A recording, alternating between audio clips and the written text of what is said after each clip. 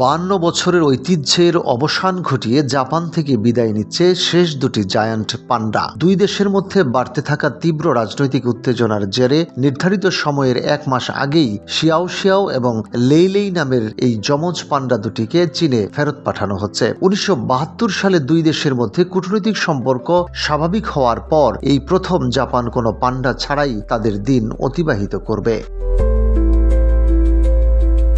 টোকিওর উয়েনু চিড়িয়াখানায় জন্ম নেওয়া এই 4 বছর বয়সী পান্ডা দুটিকে দেখার জন্য এখন দর্শনার্থীদের উপচে পড়া ভিড় লক্ষ্য করা যাচ্ছে। এমনকি শেষবারের মতো এক নজর দেখার জন্য মানুষ দীর্ঘ 6 ঘন্টা পর্যন্ত লাইনে দাঁড়িয়ে অপেক্ষা করছে। আগামী 25 জানুয়ারি হবে তাদের শেষ প্রদর্শনী এবং 27 জানুয়ারি তাদের নিয়ে যাওয়া হবে সিচুয়ানের একটি সংরক্ষণ কেন্দ্রে।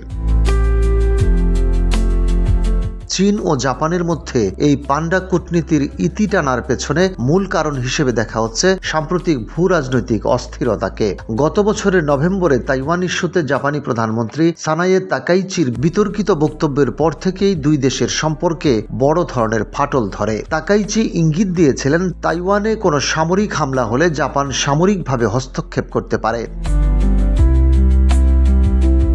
এতে বেইজিং চরমভাবে ক্ষুব্ধ হয়। এর প্রতিক্রিয়া হিসেবে চীন এরই মধ্যে জাপানি সামুদ্রিক খাবারের আমদানিতে নিষেধাজ্ঞা দিয়েছে। দুই দেশের মধ্যে সাংস্কৃতিক বিনিময় কমিয়ে দিয়েছে। যদিও টোকিও প্রশাসন নতুন করে পান্ডা আনার চেষ্টা চালিয়েছিল, কিন্তু বর্তমান পরিস্থিতিতে বেইজিংয়ের পক্ষ থেকে কোনো ইতিবাচক সাড়া পাওয়া যায়নি।